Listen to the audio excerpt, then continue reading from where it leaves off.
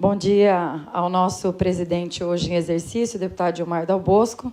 Quero cumprimentar todos os presentes, agradecer aqui todos os servidores do Legislativo, do Executivo, presidentes de sindicatos que se fazem aqui presentes, representante da Defensoria, doutor Caio, doutora Roberta, que vem representando o Poder Executivo, e agradecer ao doutor Arnaldo, que também representando o Ministério Público.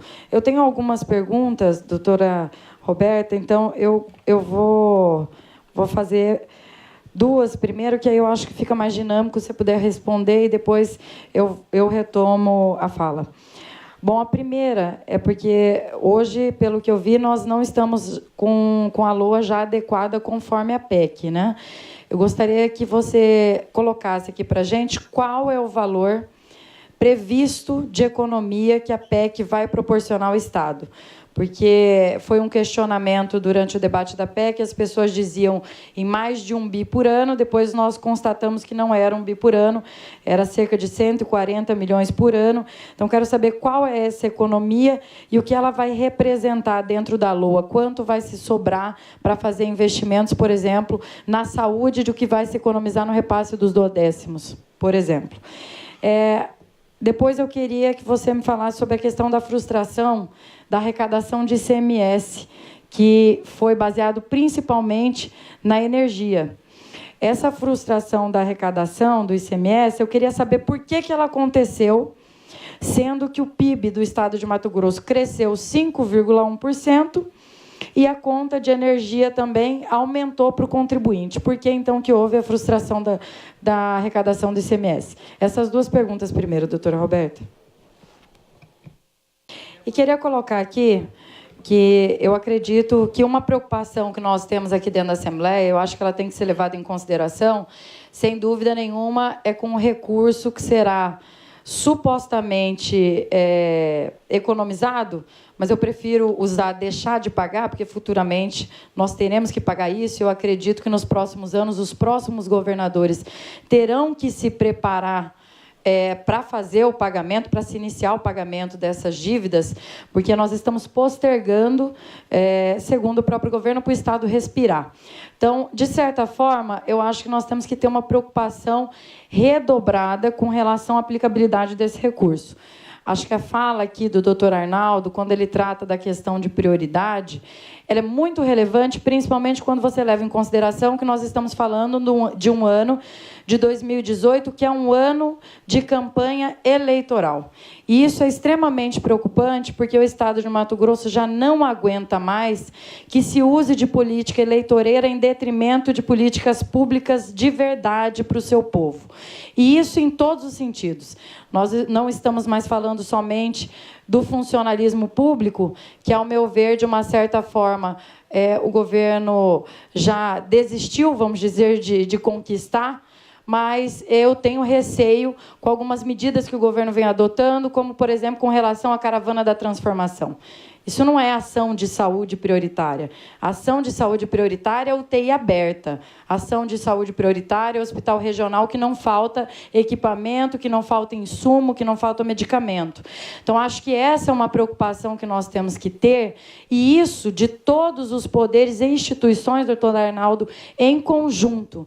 Porque eu acredito que hoje os órgãos, poderes, instituições de fiscalização que deveriam estar fazendo o seu trabalho, a meu ver, quando você fala em atraso de duodécimo, você fala, de uma certa forma, de uma rendição dos demais poderes e instituições em detrimento ao Poder Executivo. E isso me preocupa muito, muito, muito mesmo. E isso sem entrar nos termos de que se repassa demais ou deixa de passar. Até porque, se hoje o Estado está em dificuldade e diz, segundo o governo, que ele repassa demais, ele deveria ter pensado nisso em 2015, quando aumentou de forma absurda o repasse de algumas instituições e poderes dentro do nosso Estado. Então, o que acontece hoje é que este aumento que agora o governo tenta deter e tenta segurar, acaba deixando, de uma certa forma, os poderes extremamente comprometidos. Inclusive, essa semana, doutor Arnaldo, eu questionei o presidente Botelho se ele não vai entrar com uma ação judicial com relação ao repasse em atraso da Assembleia, que os nossos aposentados, para o senhor ter uma ideia, não receberam até hoje. E vai ser um atraso já de 1 mês com relação aos aposentados da Assembleia, e eu tenho receio se vai conseguir se fazer o pagamento da folha.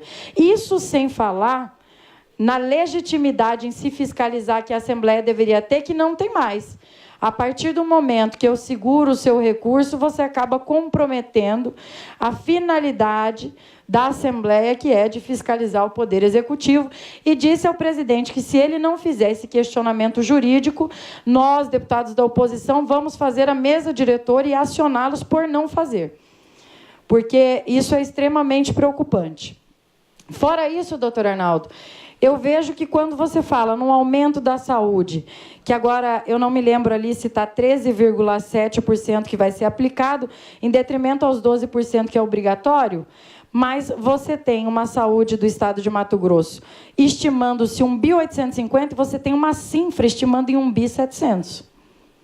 Então, aquela colocação que foi feita pelo Oscar Lino, quando você analisa a LOA, isso sem fazer um comparativo com o ano passado, que eu acho que isso, para quinta-feira, deputado Gilmar, que é nosso presidente da CCJ, é essencial. Porque é onde nós temos que ver o que o Estado priorizou de fato com relação ao ano passado.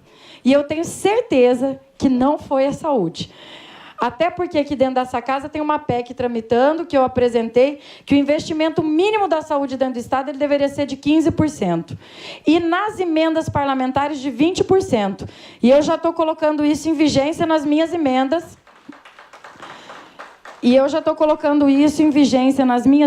Afinal de contas, se eu apresentei uma proposta de 20% na emenda parlamentar, eu não posso ser incoerente e apresentar menos de 20% das minhas emendas parlamentares para a área da saúde.